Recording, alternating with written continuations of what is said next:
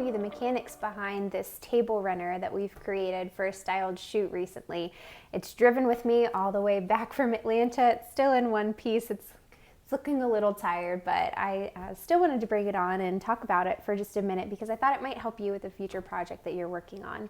So what we have here, I'm always trying out new mechanics for how I can, different materials that I can use and ways that I can put things like this together. So you may have seen another video where I did something similar to this, where we used garland and oasis, and we had like a little system for working like a floral garland that way. Well, this is actually underneath. I'm going to flip it up so you can take a quick peek.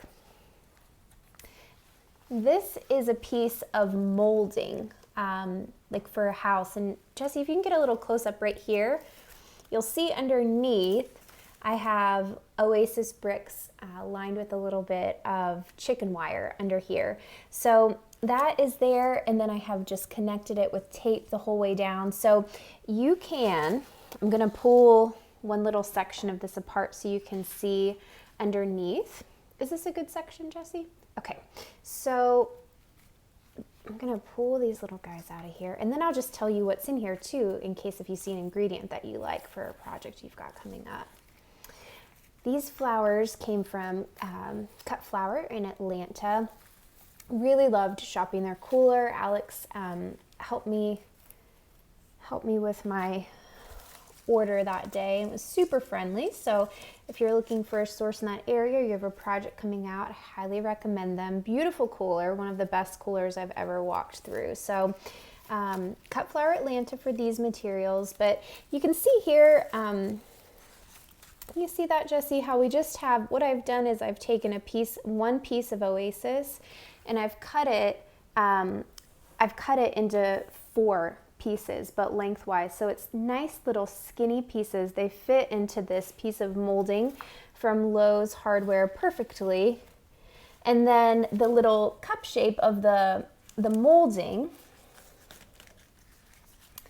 you can see it just has a little dip here that catches all the little bits of water under the oasis. So whenever we put this together, I could just tip the water off the edge, and that kept it easy for traveling in the car. I didn't have water in my car, and whenever we set it onto the 8-foot table with the linens and everything, it stayed nice and clean and dry. So I was really happy with how this piece performed. I liked it a lot. I put just this little bit of chicken wire over here. I like to do that with Oasis, just in case if you're repositioning stems quite a bit, sometimes it can break on you or just pop off. And so I just have just a little piece over the top of it to keep it all together. This does take 2 people to move. It's 8 feet in length. If you just had one person that was moving things, I'd recommend just snipping in half and doing 4-foot sections and working those together. But I loved the convenience. If you just have a buddy going with you, you can just grab, here and here, and they can grab there and there. Fits perfectly into the back of one of the U-Haul cargo vans, or I have a Sienna minivan, and it fits straight up to the front whenever you take all of the seats out or fold them down, however your car works.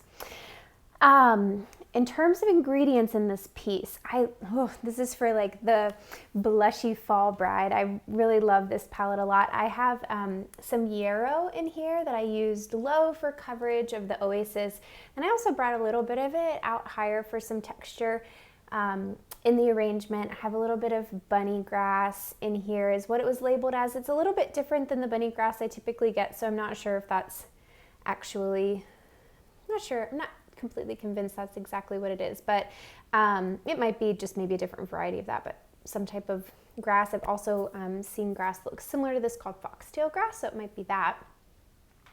I have some like lavender puff foliage down here. This foliage here is called Tiny Hands. It's from Japan. Have, of course, these big, pretty peonies, spray roses, a couple of these little, I think this is, I want to say this is cappuccino. They were unlabeled, but I have seen something very similar to this labeled, and cappuccino is what it was called. So that's what I'm thinking for that.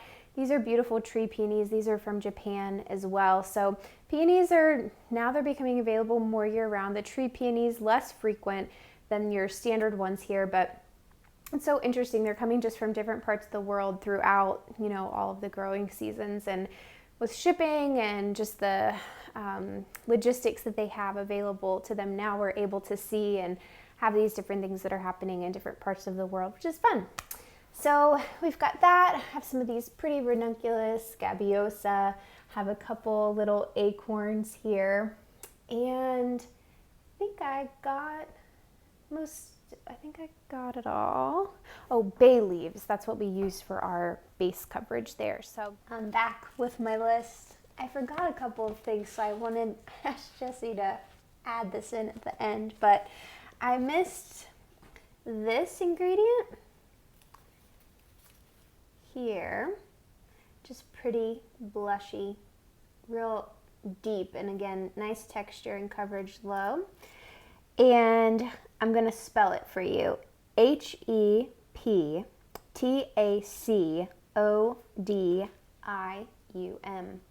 $9.50.